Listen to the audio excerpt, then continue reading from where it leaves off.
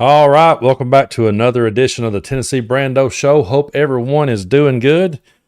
Uh, we've had a hell of a week. We have got a whole lot of stuff to talk about, so it's going to be a great show. And we're going to start it off on a positive note by talking about the DNC, recapping your favorite moments from it, my favorite moments from it. There's a lot to talk about there, and it's going to be a good one. So you guys just sit back and enjoy the show. Hope everyone's doing well. There was so much energy this week at the DNC, and I was so glad to see it. I was so glad to get to do watch-alongs on two of the days of it with you guys. I want to thank you all so much for tuning in to those. We had a good time. I felt like for me personally, the second one flowed a little bit better just because I got the hang of how to share a screen with you guys. Even though I did at one point have a blooper and completely knock us off at one moment. I accidentally hit the escape button as I was trying to type a comment back to you guys during Kamala's acceptance speech. But we had a great time, and I really enjoyed ringing in those moments with you guys. It was truly awesome. We saw history in the making, folks. We truly did. We saw Kamala Harris accept the nomination for president, and she's been the vice president this whole time, and so maybe some people may have lost sight of it, but I don't think we did. That we had the first woman, to accept that nomination. Well, of course, Hillary did before, but we have a vice president now that has accepted the nomination. That's a huge milestone for a woman to serve as vice president and then go on to accept the nomination for presidency. So it was a historical moment. I thought she absolutely, brought it and just crushed it, knocked it out of the park. It was one of the best. One of the best speeches that I've ever seen at a DNC. I liked that she didn't, Trump's, I'm sure, was longer because if you guys remember his speech, he rambled forever and ever, did his whole routine. I thought hers was on point. I thought she stuck to the message. She brought the receipts, and she didn't let up on Donald Trump. And, I think that was very important to just simply not let up, there's some people I saw so many people debating on, well, how should we be going about this? Should we be talking about Project 2025? Should we be talking about, Trump's first term? Yeah, absolutely. We should always bring those receipts and remind people of where we've been. That way, when we hit the punchline, we're not going back. It resonates. I was a musician for over 25 years of my life, and I literally grew up playing in dive bars. I never played behind the chicken wire like the Blues Brothers did, although I needed it. There was some places I definitely needed it in. But one thing that I learned was that if you wanted to keep an audience hooked, you had to keep reminding them why they were there. You had to keep reminding them that you had came there to have a good time and you had came there to entertain them. It's the same principle here. You got to remind somebody about what's going on or people will zone out. I mean, we live in an era where people are so easily distracted. That's why it's important that we keep our eye on the ball, because we live in a digital age where we've all got a cell phone in our pocket. We've all got more information at our fingertips than we've ever had before. It's so easy to get distracted by all the crazy things that they're throwing at us. So we have to stay focused on everything and not lose sight of it and remember why we're not going back to that. So I thought it was great that she brought the points to the table. She brought the receipts. She reminded us of who Donald Trump was. We were reminded all week long of who he was. And I know that hurt MAGA's feelings. I saw, I look at the reactions to see how they're handling it. I see how the people like the Hodge twins and Tim Pool and Charlie Kirk and all those people, how they're reacting. And, of course it's going to fall on deaf ears with people like that. I mean, obviously. But their idea that, this was so doom and gloom and, they were just attacking Trump and it was just their hatred of Trump. No, it's got nothing to do with our hatred of Donald Trump as an individual, even though I do absolutely hate the guy as an individual. I'm not going to lie.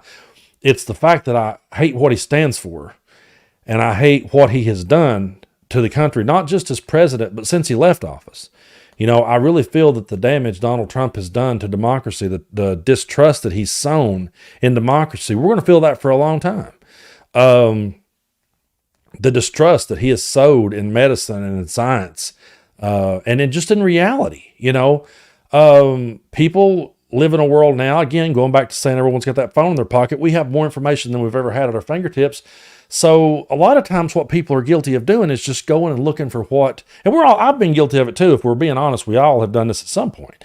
But a lot of times they just go looking for whatever their preconceived notion tells them, and they click on it to get that instant gratification. So, of course, in a Trump supporter's mind, this was all doom and gloom because we were bringing the receipts and reminding them of who they support and who they are as people. When we talk about January 6th, they love to say, oh, you guys can't get over that, can you? Hell no, we can't. No, we're not. We're not going to let go of that. We're not going to lose sight of that. And to the people says, you just got to move on from that. No, because that threat that they brought on that day is still looming out there. It's still there. To everyone who says that we should stop talking about it, it's not like that, if Trump was completely out of the political arena and if the Republican Party had have tried to mend the fence and bring back somebody that was reasonable, then none of us will be talking about it. We're talking about it because he's saying that if he's reelected, that he's going to pardon those people. He calls them patriots and hostages. He changes the words to the national anthem and it comes out and lets them sing it and stands there like it's some sort of authoritarian dictator type of movie you're watching.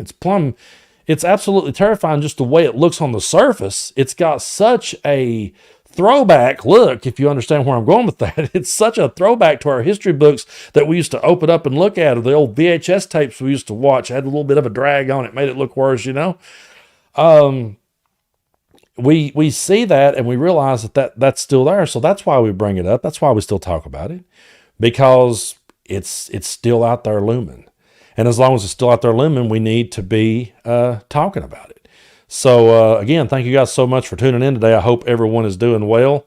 Got a good crowd in the house and got a lot of good stuff going on. So I wanted to start it off on a note of positivity and talking about what a great DNC it was, because there's plenty of stuff we can talk about, and trust me, we'll get into some of the breaking headlines that's going on. But I didn't want us to lose sight on the energy that we had around Harris. Didn't want us to lose sight the energy we had around Walz. Tim Walz absolutely brought it, knocked it out of the park. We don't have buyer's remorse when it comes to Tim Walz. We're not over here going, dang, what did we do? Or trying to figure out how to make excuses for him. We're over here solidly behind him. And, I loved his speech. I thought it was one of the best. And yeah, we definitely have to talk about MAGA and their response to his son, Gus. I think we need to look at those kind of moments, and while they may absolutely disgust us that they would drag a kid like that, I think we just need to stay focused. It's like Bill Clinton gave one of my favorite speeches of the week when he said that, we're excited. We've got a lot of energy right now. He said, but we've thought we had it in the bag before and we didn't. It slipped away from us before. When he said that really resonated with me. I thought, he's absolutely right. And we all know who he's talking about when he says that, So while we did have the energy in the room, and while we're feeling good today because of all of it, we don't need to lose sight of what's at hand. So when we see things like them drag his son Gus and mock and make fun of him, we just have to remember that that's who they are as people. And that's the kind of man that they have backed this entire time. Donald Trump mocked a disabled reporter, and then they tried to gaslight us and tell us that we didn't see what we think we saw. It was blatantly obvious that that's exactly what he was doing. But they tried to gaslight us and say we didn't see it. And then he told his own nephew that, it'd be better off if disabled people just went ahead and, died, that they were a burden to the system. Told his own nephew to let his son pass. Just let your son go ahead and die. He doesn't know who you are. Just let him go ahead and die and move to Florida. People said, oh, well, Trump wouldn't say nothing like that. That guy's just trying to get famous and sell a book. And you're like, really? Well, then why are you guys mocking this kid with a learning disability? Explain that one. Take all the time you need. I'll wait. I'll sit back and I'll pop the popcorn, and you take all the time you need to condone that, because what that did was just showed us who they are as human beings. And like Bill Clinton said, we can't be distracted, because they're going to do things in the coming weeks. I mean, they're on the run at this point. We're on offense, and they're not used to that. They're not used to, when you stand up to a bully, A bully's not used to that. When you swing back at a bully's not used to that. A bully's used to everyone always cowering in fear to them. And when someone steps up to the plate, they don't know a bully does not understand offense. They only understand offense from the angle of cruelty and not from the angle of ideas and solutions. So, I loved Kamala's speech. I loved Tim's speech. I thought, we got to talk about Adam Kinzinger. His was off the charts. And the reason that I really, really liked Adam so much, and it just jumps out at me, is that he's a Republican up there telling us why that he can't get behind Donald Trump. And it backs up something that I've argued on the channel forever. I've talked about the disagreements and the debates that I've had with, my friends in the past that were Republicans. I've been in bands with guys that voted Republican, and we would travel up and down the road together and play gigs and talk on the way to gigs about politics, and sometimes sit on a bar stool and talk it over. And we would have some pretty heated disagreements, but I thought we were both on the side of democracy. I was wrong. I thought we were both on the side of democracy. It's so weird to me how that the very people back in the Bush years that argued with me the hardest about the Iraq War, I opposed that war, still do. I'm not giving George Bush a pass. I think he was a terrible president. But the argument that I heard from people I played music with, relatives, friends, they would always say, well, we can't have a crazy dictator in the Middle East. We have to have security. We have to have stability over there, and we have to have a democracy installed in the Middle East. And I remember friends of mine saying, man, he's a tyrant. He won't let people speak against him. He weaponizes the government against his own people. They just laid it all out there. People aren't allowed to speak out against him. He shuts down platforms that he disagrees with. I mean, just every argument they made for why we should go in there and remove a dictator. And those same people that I had those arguments with, that call themselves Republicans, by the way, that I identified and said they were part of the Republican Party, those same people are the very ones today telling me, well, yeah, I'm okay with him being a dictator. I had one friend say, yeah, I'm cool with it. As long as he does what I want him to do, I'm okay. This stuff needs to be done, man. This stuff has to happen. So I'm like, you weren't a Republican then. At no point were you a Republican, because if you were a Republican, you would be for democracy, you would be for freedom, and you would also be for limited and smaller government. There's nothing conservative about MAGA. There's nothing conservative about Donald Trump. And it is so hypocritical that one of their favorite flags says, don't tread on me on it, when they are the biggest treaders that there is. No one treads harder on other people than MAGA. No one goes to bat harder against other people than MAGA. And, they want the government to stay out of their lives, but they turn around and want to dictate how women make decisions about their bodies. They want to be right there in the doctor's office with the woman making the decision for her. They want to tell people who they can love and who they can marry. They want to tell our children which books they can read. They want to rewrite history. They want to tell us ridiculous things like black people benefited from slavery. I mean, the list just goes on and on. We could sit here and ramble for the rest of the night about that. But the Republican Party has fell so far from what they once were that to hear Adam get up there was just such a breath of fresh air. And it was a reminder that, okay, I'm not crazy. Okay, I'm not crazy here. Because, they're trying their damnedest to gaslight us. They're trying their damnedest to project onto us.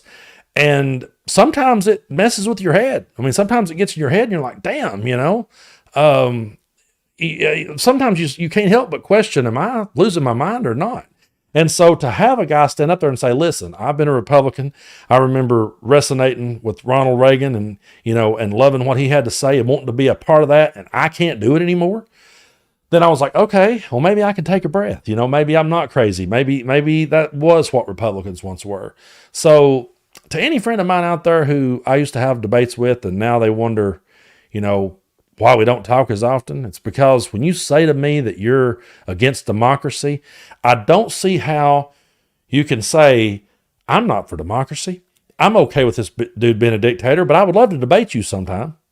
Okay, well, how are we going to do that? How exactly does that work if you're not for me having a say in it?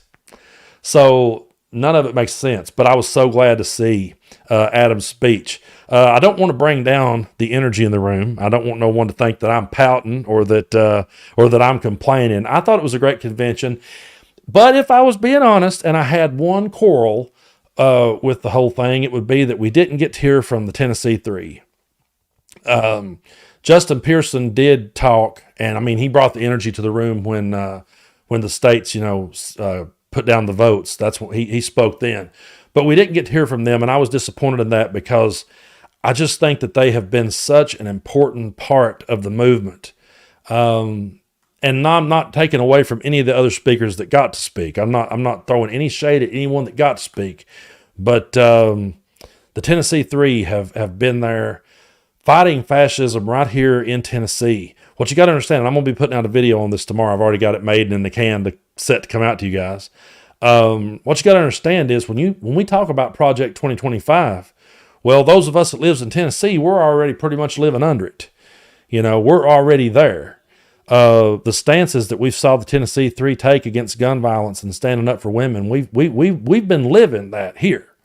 And so, to those of you that are in blue states, or those of you are in places where that type of fascism ain't as rampant, if you've ever looked down here at Tennessee and said, "Oh, damn, man, they got it pretty rough down there. They got some crazy people. Well, they got Bill Lee and Cameron Sexton and Tim Burchett and Marsha Blackburn and just all the crazies." If you've ever looked down here and thought that, well, what Project 2025 wants to do is make Tennessee America. They want it to be everywhere.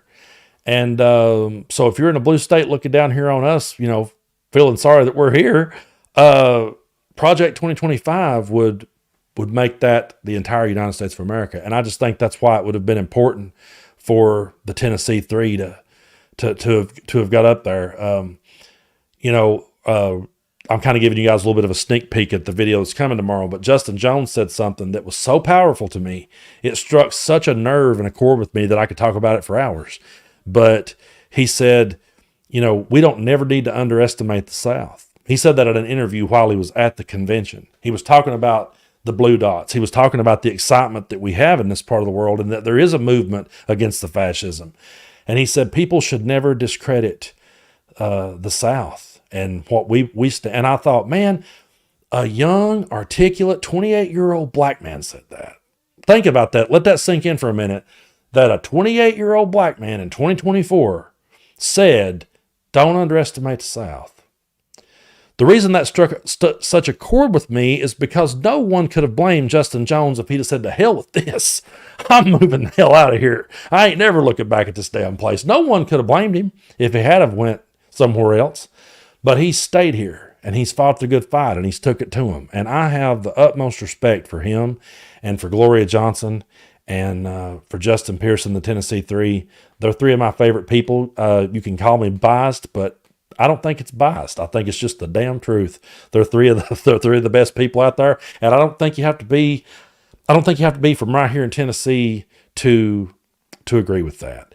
They're just three of the finest humans, and I've had the pleasure of meeting Gloria, and more than once. She actually came out to a show I was playing and got to hang out with her on my break. And she's just a truly good person, as down to earth as anyone you could have ever met in your life. That they are the best of Tennessee. And so, yeah, I was a little bit disappointed that they didn't get a talk, but they did have their moments. They were there at different times having their moments. But that would be my only quarrel at all. And that's not to take away any of the energy that was there. It was absolutely off the charts every step of the way. But speaking of Gloria Johnson, tomorrow in Knoxville, and yeah, I have interviewed Gloria before. I have interviewed her before, and I'd love to get her back on. Tomorrow in Knoxville, Tennessee, at Market Square, 5:30 p.m., they're having a rally for Harrison Walls. It's a rally for them. Not that Harrison Walls is actually going to be there. But it's a rally for them. Gloria Johnson's going to be there, and I'm going to go. Me and Jess will be there. She'll be manning the camera, so I can maybe do some videos while we're there. So I'm looking forward to that. And if I'm able to bump in to Gloria, I will definitely catch some videos with her. So she's great. I can get in contact with her and we can hopefully bump into each other at least. I'm hoping. So you guys just be on the lookout for that. I don't know. I can't promise you anything because I don't know exactly what kind of situation we'll be in, but we may go live tomorrow if we get there and some cool stuff starts happening. So just stay tuned for that. I went out and invested in some pretty good little clip-on mics that I've been using here lately. I'm getting the hang of those. Got some in case, run into somebody I can talk to on the street, because it's really hard for those of you that are members. Shout out to all the members in the house. I'm sure you guys saw my Rather Go to Druthers video. That is when we realized you need some clip-on mics, because there was a lot of background noise from the restaurant that we were sitting in. And when I recorded on the side of the street and cars went by, there was a lot of noise. So got some clip-on mics. If we run into anyone cool tomorrow at the Harris Walls event in Knoxville, we will definitely we'll definitely go live or catch a video or something. So yeah, but thank you guys again so much for being here. Promise I'm drinking ice water. I had some good news. I couldn't believe this, to tell you the truth, but I went to the doctor the other day for my checkup. I go every 6 months, and went in, and believe it or not, I had lost 8 pounds. Brought my triglycerides. I can't hardly say that word, but I brought those down. The doctor was proud of me. My cholesterol, they said, is on the bad side of good, that it's good, but they said, it's kind of on the bad side of good. So they want me to do a few things to adjust to that. So I'm just trying to stay hydrated and just trying to hang in there. I have actually done pretty well. Not tooting my horn. I still smoke cigars from time to time. Not as much as I used to. I was starting to overdo it. If you ever, like, if all of a sudden you say to yourself, Brando's videos here lately, his voice sounds more gravelly, that's why. I've noticed it. Like if let's say that I don't smoke one for a day or two, and then I go out on the back porch at night and I'm sitting there and I have one, and then I sit there for a while and I have another, the next day I kind of start sounding like Fred Sanford. But I'm still trying to cut back on that, trying to cut back on all the things. And we're kind of getting away a little bit from grilling season. Man, when grilling season hits, I stay on the back porch with the grill lit up and the barbecue sauce going. It's it's a good buddy of mine, Boston Smalls, one of my favorite creators, great guy. Man, he's a brute, and he's worked himself into great shape, had a hell of a transformation, and he and I have texted back and forth in the past. And one time I asked him, I said, dude, what's some tips on how I could eat? And he's like, well, I know how you Southern boys are. You want to throw barbecue sauce on everything. And I was like, yeah, we're definitely guilty of that. But yeah, I really appreciate you guys for being here. Now, when I'm sitting here watching the comments go by, there are times that I will see you guys talking to the troll, but I don't necessarily see the troll. So we've got Jess in the house bouncing tonight, so we have a moderator. So if someone gets too far out of line, they'll be shown the door. I do want to let everybody know that I did release another song today. I released You Might Be in a Cult. It came out on Bandcamp today. Jess has shared the link. At one point I saw it go by. Man, it went by twice. But I released You Might Be in a Cult, which is a song that I wrote with Jessica Denson. When Eric Swalwell came out with the epic rant, when he came, sorry, I got distracted. When he came out with the epic rant about You Might Be in a Cult, Jessica messaged, was like, I think you might have another song on your hands here, because I had just got done writing Bleach Blonde, Bad Built Butch Body, and I said, well, why don't you help me write it? Because she had shared with me a poem that she had wrote that I thought was good and I thought was lyric worthy, and so we just put our heads together and came up with You Might Be in a Cult, and we released it today. There might be a way to pin that. I saw where Raven asked if the comment could be pinned to the top. There might be a way to pull that off. Let me see if I can do it on my end. I don't know. Yeah, wait, hold on. I think I can pin it. We'll see if that worked. I think I just pinned it, folks. I think I actually done something. I don't know jack crap about technology, but I think I might have did it. So anyway, there it is. There's the link. Be sure to go over and check it out. We had a great time. Me and Jessica had a really good time writing it. She had never actually written a song with anyone, and it became a song. She had wrote poems, but I was really glad to help her write her first song. She came up with so many good lines in it that she really got the ball rolling for me, and we just put it together. And we kind of gave it a George Thorogood feel. I leaned into my George Thorogood, John Lee Hooker feel pretty hard on that one. I couldn't help it. But we had a great time, so be sure to go over and check that out. Then me and Brian went back to the studio this past Wednesday, and we laid down 2 more tunes. We laid down the Shady Vance and Von Schitzenpants song, and then we put down a song called Still Trying to Kick It, which is about drug addiction, more serious natured tune. And so we put those 2 down, and we're mixing those now. We'll get those out to you. So I'm going to start trying to at least release a song every Friday. So, yeah, let's see. I saw a comment go by right here. What's going on in Knoxville tomorrow? I live in Knoxville and would love to go. Well, 5:30 p.m., if Jess can throw the link to it in the comments. At 5:30 on Market Square, there's going to be an event for Harris and Walls. They're not going to be there, but Gloria Johnson's supposed to be there speaking. There's going to be some cool people. And so that's tomorrow at 5:30 on Market Square. I'm about an hour and 15 minutes from Knoxville. I'm not far away. Knoxville's been my home away from home for years. I'm there so much. I lived there from like 2012 to like 2015. But while I was there, I met so many great people and connected with all the musicians in town.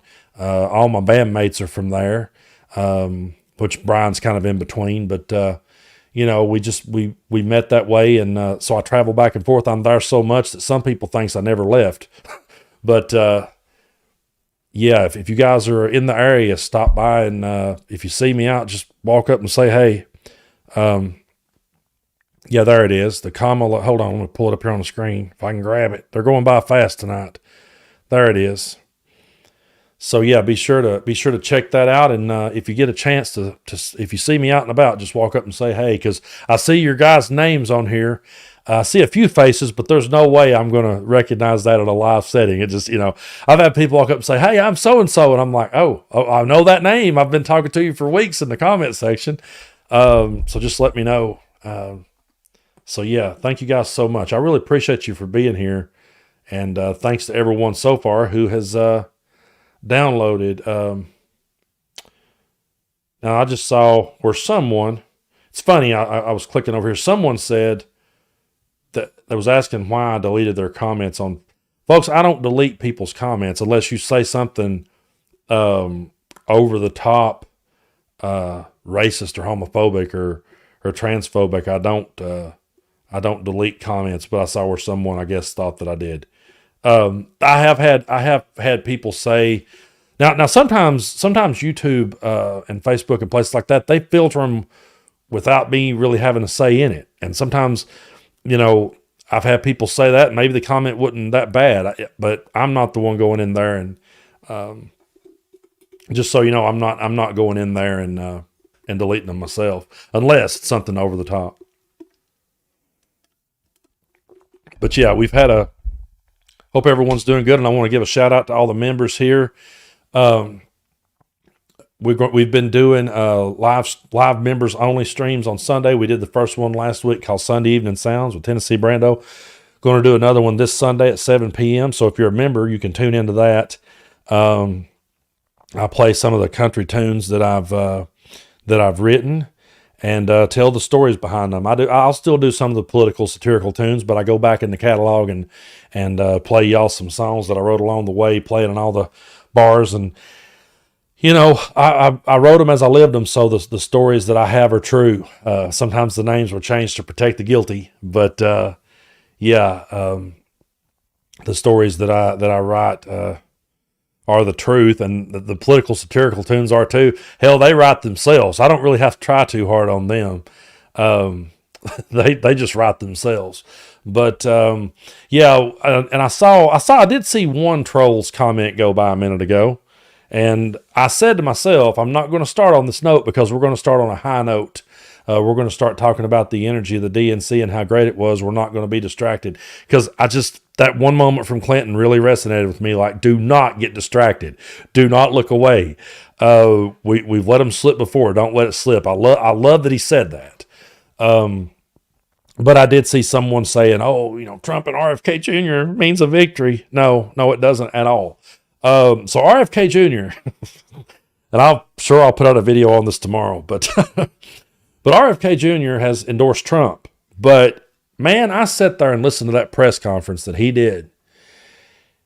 And I thought by the time it was over that I had a worm in my brain. I mean, he hurts my head physically to listen to him. I mean, just to hear him talk, because he sounds like a nervous rat or something. It's like he sounds like someone who, have you ever seen like these old Matlock episodes? I'm not going to give him the pleasure of being on a Godfather movie.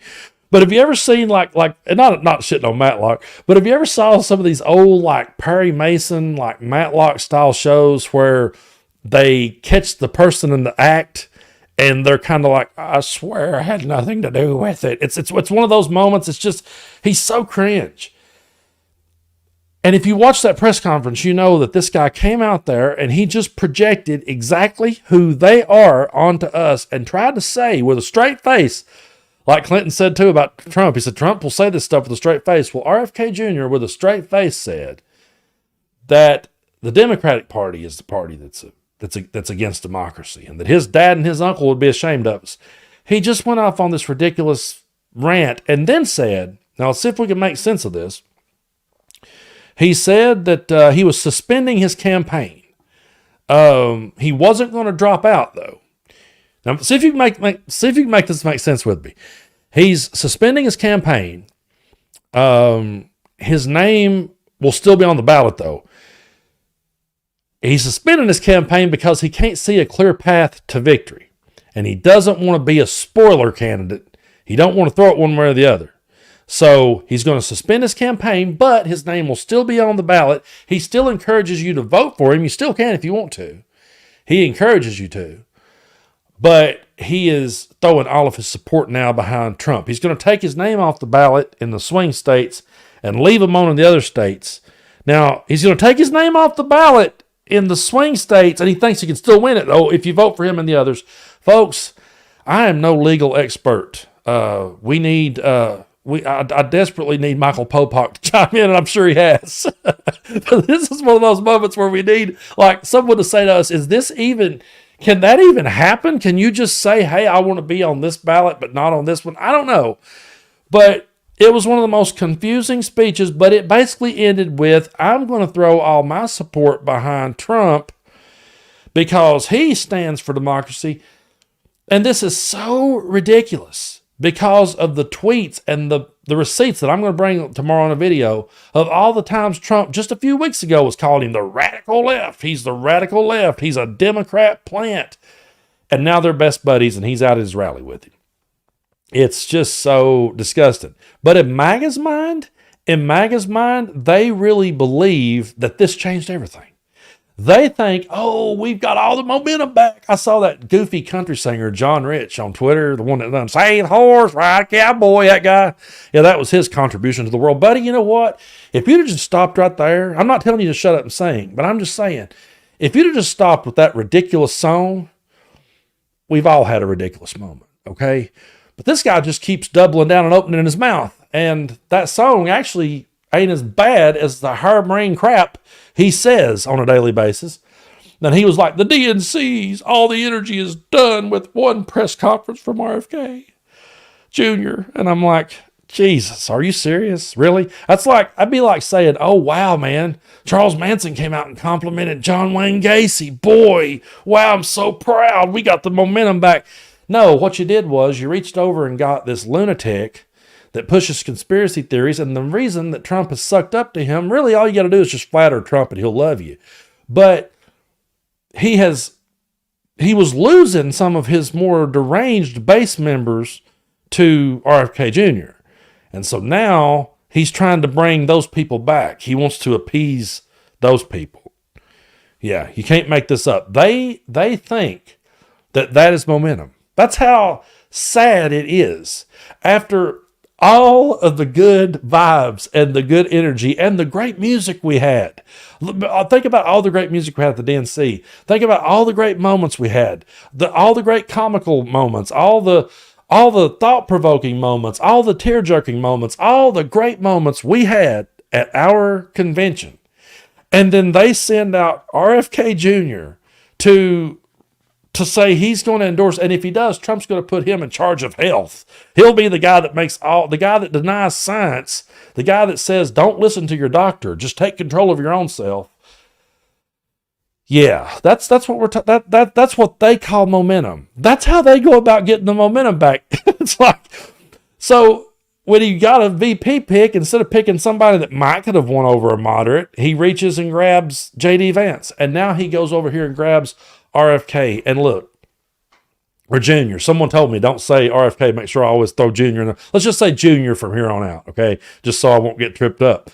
But let's say that someone is a moderate or an independent that could be swayed by Junior, then you really weren't anyone that I really wanted to talk to and be on. I really did. We didn't really need you to start with. And if you could be swayed by somebody like that, then there ain't much we can do about you. You know, that's just how. And I don't mean to say that in a condescending way, but man, if there ever was, I mean, Trump is the walking embodiment of cringe. And then RFK Jr. just puts another cherry on top of that is just so ridiculous. But that's their idea, folks, of momentum. That's their idea of momentum. So, yeah, we're just we're getting rolling here and having a good time. And I tell you what, I sat in this chair with you 2 nights there, Tuesday and Thursday it was. Discovered that I definitely have to buy a new chair. This chair I'm sitting in absolutely sucks. It was actually my son Emmett, who's 12. It was his little computer chair. And it ain't so bad if you're just sitting here for an hour. But man, when you sit here for 4, if you saw the screen go full a couple of times, it's because I had to stand up and stretch. This thing is horrid. Yeah, I'm sitting here trying to man the ship. And you guys be sure to, we got a little while to go here, but you guys be sure to share this over on the other platforms and let everyone know we're here. Yeah. Oh, and that whole story of RFK Jr., sorry. Jr. and the putting the cub, the cub that he found, putting it in the middle of Central Park. I mean, the dude is nuts. And what kills me is that he'll say the media has portrayed him this way. No, dude, you just opened your mouth and we hit replay. You know, we just brought the receipts. That's what I say. And now whenever you go to upload a video on YouTube, it actually asks you if that video is AI. It wants to know if you've altered, what someone said, or you've altered it and put it in a setting that it wasn't actually at. And I'm like, no, these people really said that. This isn't altered. This is just receipts. So thank you guys so much. I really appreciate it, to the ones that have come along for the ride. And yeah, I mean, he is an embarrassment to the Kennedy family. And, you know, JFK's grandson was there at the DNC. He never mentioned RFK Jr. And I remember someone in the comments saying, why didn't he mention him? And you know what? In all honesty, it's best that he didn't. You know, just don't even acknowledge it. That's my thing too, is me and Coach D talked about this. Like, why platform certain people? You know, why even give them a platform? The fact that Trump would give RFK Jr. a platform after saying he's the radical left. I mean, I really say to myself, okay, just a few weeks ago, Trump puts out that video. He's the radical left. He's a Democratic plant. Don't believe Junior, blah, blah, blah. Well, then he marches him out on stage and the crowd goes wild. I don't know. I just couldn't, that wouldn't work for me. You know, that just would not work for me. I'm the type of person, if we're sitting in a crowd together and let's say that we go see, I'm just making a ridiculous analogy here, but let's say that you and I just goes out one night and we just see a really good honky-tonk country band. And they just get up there and they just play some of the purest country music you've ever heard in your life. And we say to ourselves, we like them. We're going to go back next week and we're going to see them again. And we go back and they play some more country music. And we go, wow, we love this. We're going to go back and see them again. And let's say then suddenly we go see them one night And they come out on stage and take a microphone and shove it up their ass. And they take a dump on the stage like G.G. Allen and start slinging it everywhere and start screaming the most over-the-top, like, racist profanities in the world. I'm pretty sure that you and I would get up and walk out. Like, what in the hell did they do? What possessed them to do that?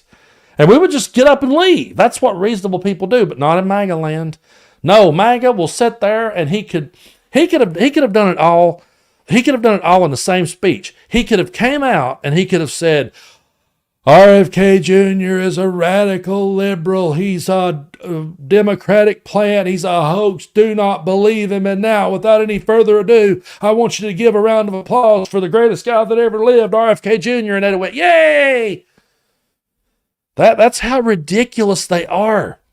That's how over-the-top ridiculous they truly are. It's insane. It's insane. I don't know where I pull these analogies from either. I just reach up and try to grab something to try to. And my Uncle Brad was great at that. Maybe I just got that from him, but maybe I was channeling him a little bit there. But you just sometimes have to go over the top with your analogies to try to show just how ridiculous something is. That's why I write the satirical tunes, because satire is the use of humor, irony, and exaggeration to expose the stupidity of someone's beliefs. And you don't have to try too hard when you're talking about Trump or RFK Jr. because, man, the stupidity of their beliefs is just over the top. But he could literally he could bring him out on stage and then bring him out on stage and insult him to his face and then give him a wedgie and slap him in the head, and RFK Jr. would turn around and say, thank you, sir, may I have another? I mean, they have no shame. And there's no way you can make it make sense. And I don't know when the trolls do come into the comment section. And I have some on Facebook, man, they've been dedicated. They've been with me from day one. They've been with me before this thing even blew up. They've not stopped. It's funny to watch them every day. And I really should have, I just didn't want to take up the space in my phone, but I really should have just screenshotted what they said, because there's no consistency whatsoever, except that they're just pricks, except that they're just trolls. But it's just like, one day, Junior's a plant, Junior's a terrible person, don't believe Junior. Junior plus Trump equals victory. We don't like Junior anymore. It's just so back and forth. There's no consistency. Not 1 ounce of consistency. But yeah, somebody in the house caught the G.G. Allen reference. And you know what's funny? Not to get sidetracked, which we get sidetracked every week, and we probably have more fun when we do. But there was a punk rock singer by the name of G.G. Allen and the Murder Junkies. Yeah, if you guys ever get tired of talking politics with me and want to go watch that, you can watch the Hated documentary. And you'll see where I pull that analogy from. Now, what's funny is Gigi actually did make a country album before he passed away. And there was actually some pretty good moments on it. He done one of my favorite renditions of Carmelita by Warren Zevon. So he had his moments. Troubled soul for sure. He was definitely a troubled dude. But yeah, I mean, you know, there's people in this world like that were troubled souls that left us too early. And then there's other people that just like a Trump that just kept snowballing. I mean, just kept going. You know, remember the old Merle Haggard song, like headed downhill like a snowball headed for hell? Buddy, he just keeps going and he's headed right for hell and he just won't stop. And he cannot find a way. I've never seen nothing like this. He cannot find a way to change gears. He don't know how to shift and face off against Kamala Harris. He's a lost ball in high weeds. And it's funny because every time they ask him, I saw a clip earlier where he was like, they asked me to talk about policy. How can I talk about policy when they're calling me weird? It's just so over the top. I mean, can you imagine actually being his advisors? I mean, he's surrounded himself by yes men. But okay, let's just think about this for a minute. Imagine if you was brought on to be someone's yes man. And you just got to stand there and go, yes, sir, you're doing great. Boy, way to go. Attaboy, Luther. And that's your job, is to just stand there and do that. You would still have to have moments where you said, Think we ought to tell him? Think we ought to tell him to maybe lighten up on that? Hey, sir, maybe it's not the best idea to go after this person's race. Maybe it's not the best idea to be such a misogynistic prick. But what's funny is if they're over here having those moments, it ain't working. If anybody's telling him to lighten up, it ain't working. Because he will say, they told me not to say this, but I can't help myself. That's just, I don't know. It's like, that's not a leader, folks. That is not a leader. A leader knows how to change it up. They know how to adapt. Donald Trump does not know how to adapt. Explain to me a scenario where he learned how to adapt to the room and learn. He didn't. What he did was he got in there. It was complete and total chaos. Everyone that he hired to work with him that he said was the best, I'll only hire the very best. Those people say it's total chaos, that he did not know what he was doing. And he was so bad at being president that he had to ask for immunity and says out loud, the only way I can do my job is if I have immunity. I have to have immunity or I can't do my job. He wants to give the police immunity. He wants to turn a police force loose with no restraints, no guards whatsoever, no guardrails at all. Just, I have to have immunity in order to be able to do my job. Well, okay then, go to work wherever you work at tomorrow. Walk in, disregard every rule in the handbook, and when you get called into the office, which will probably happen pretty quick, just look at your boss and say, well, I have to have immunity. I have to be able to break every rule in this book, or I can't do my job. And see how far you get. I worked at a place once boxing surgical kits. And I stood at the end of this chute. They would throw these surgical kits out in a bag, and I would take them and put them in a box. And you would be told, okay, 4 to a box. Well, there was a couple of times that these kits was so big that 4 wouldn't fit in it. But it still said 4 to a box. So I'd have to sit there and work with it till I figured out how to get 4 in that box. Because the rule was, no, don't send 3. Don't send 5. Send 4. So I would sit there and I would figure out how to go about getting 3 in the box or 4 in the box or whatever the number called for. Had I said, well, I just put 2 in there because I got to be able to do my job, I wouldn't have made it. I would have been fired instantly. Might have got wrote up once, and the next time I would have been gone for good if I'd have tried that. As a matter of fact, I did actually call for help a time or two and go, hey, I've tried every way I know how to make 4 go in this box and they won't fit. And they would say, well, we're just going to have to figure it. You may have to send them back in and have them wrap them a little bit tighter. Have the person that sealed it in the bag get a little bit more air out of the bag, but that's how many has to go in there. I never did get off the hook, though, by saying, well, I'll just put 2 in there. I'll just call it a day. And I know we're supposed to send 2 pallets, but I tell you what, I'll just send 1 because I just have to have immunity, though. I'm going to go take a bathroom break for 30 minutes. I'll see y'all later. I'm going to go sit and look at my phone. I'll sit and look at my phone in the bathroom with my headphones in. I have to have immunity. See how far you would last. See how far you would make it if you went to work and did that. You wouldn't make that no matter where you work in this world. It won't work. If anyone has success with that, let me know. Because just go to McDonald's and run the drive-thru and say, well, I got to be able to do my job, so I'm just not going to, listen to any of these people today. I'm just going to give them whatever I decide to because I got to do my job. I mean, he ordered a Big Mac, but you know what? There's a big chicken here, buddy. You're getting it. I just got to do my job. It's so ridiculous. But we have good energy and we have the momentum and we're on the offense and we just have to stay focused, folks, more than ever. Stay focused, keep our eye on the ball. And like Clinton said, don't be distracted. Just do not be distracted. Do not look away because that's what they're going to do. And I really did know. We even said it last night when we were streaming. I said, folks, don't take your eye off the ball. They'll do something tomorrow. They'll do something the next day. They're going to try to distract. And so that's exactly what they did. And they think this is a win. They think this is a flex with old Junior, but it's not. So Just remember that. But we got about 10 more minutes, folks, and we're going to wrap it up and call it a night. I want to thank you guys so much for tuning in and being with me. If you hadn't already, this has went by fast. Maybe it's because the last couple of times we've done it, I've went 4 hours, but this has flew by. And so I probably got a little sidetracked just rambling and didn't talk about some things that I may have meant to. But we'll be here. And like I said, tomorrow in Knoxville, 5:30 on Market Square, there's going to be an event for Harrison Walls. Gloria Johnson will be there. Going to be a lot of cool people. So if you're in the Knoxville area, swing by to that. I'm going to be there. And if I find somebody cool to bump into and go live with, we'll do that. But yeah, it's been a great time. I want to thank everyone, all the members in the house. Thank the ones that's gifted memberships and all those things.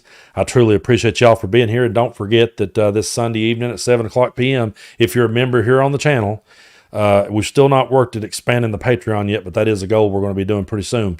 For right now, it's still here on members only YouTube. I'll be playing some music this Sunday at 7. And I got a new bass 6 guitar. I don't know if you for the musicians in the house or music lovers, this isn't like a bass. Like, this is going to be confusing. It's not a bass, but it's a guitar that's a bass, if that makes sense. It's 6 strings tuned exactly like a guitar, but it's an octave lower. So it's like a bass and a guitar combined. It's not a 6-string bass, is what I'm trying to say. It's a 6-string guitar bass, if that makes any sense. The thing sounds really righteous. So what I'm probably going to do is set my amp up in here and play a little bit of it for you tomorrow and let you hear it. Because, man, I've been playing around with that thing and getting all kinds of creative ideas because it's super cool. It's kind of got the old Jaguar build. I'll tell you what, if you guys hold on, I'll give you a sneak peek of it.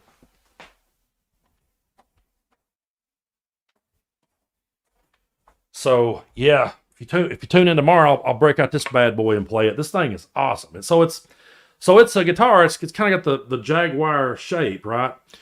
And you've got your buttons here that controls your pickups. And it's got like the big long bass neck, but the strings, they're not quite as thick as a bass. But man, when I plug this thing into the Vox, it's got a hell of a sound. So you could kind of use it. I've seen people play it and use it where they're kind of playing, bass and guitar at the same time. So, I mean, there's a lot you could do with this. So, yeah, tune in tomorrow and at 7, if you remember, and I will plug this thing up to the amplifier and we'll see how it sounds. But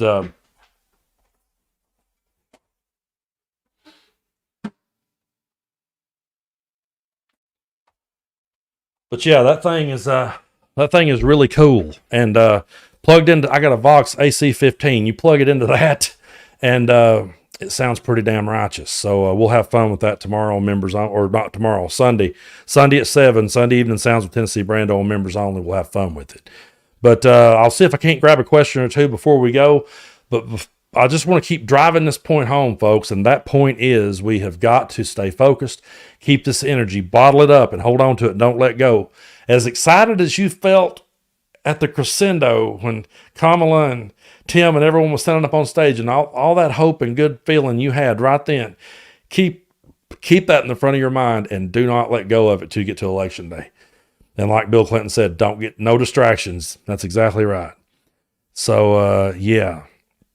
Someone just asked, does Junior still get Secret Service? I don't know. It's a good question.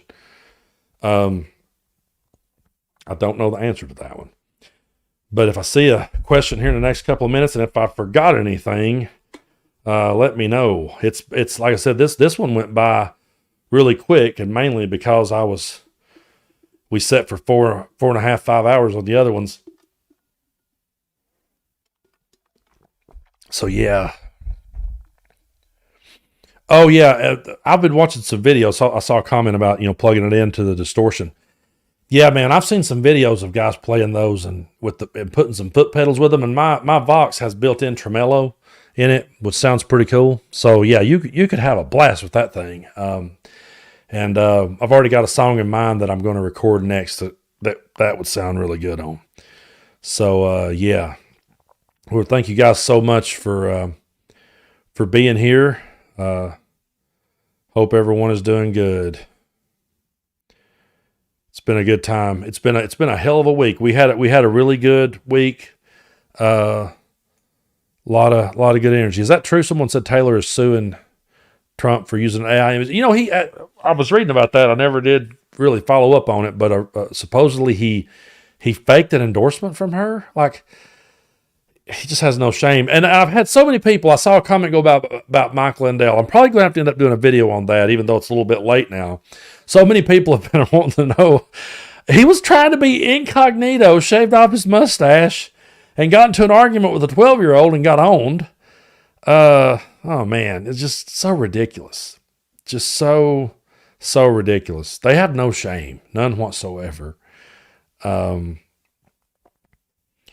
But yeah, you know, there's going to be ups and downs even between now and then. There's going to be things happen, and there's going to be plenty of distractions. And trust me, that's what they're going to try to do harder than ever, is distract. And I use the wrestling analogies all the time just because they're so true. You know, it's just like back in the day. And like I said, if you're at a wrestling event watching this, it's entertainment. But when it's real life, it's not. But back in the day, they don't really do these stunts anymore as much as they used to. But back in the day, you know, they would like distract the referee, you know, and then reach into their trunks and get something. The referee wasn't looking, and then, you know, put it back, and the crowd would be sitting there going, "But he had something in his tights," you know. That's just how it feels when you're watching Trump. It's just like you're constantly that kid on the front row going, "Wait, ref, his foot's in the rope." You know, it's just one of those moments. But I do want to thank everybody for being here, and thank you guys so much for your contributions, and thank you guys so much for everything that you've done. We always have, I've said so many times, we have one of the best chat rooms there is. And so thank you guys so much for everything. I really, really do appreciate it. Let's see if I can have some questions.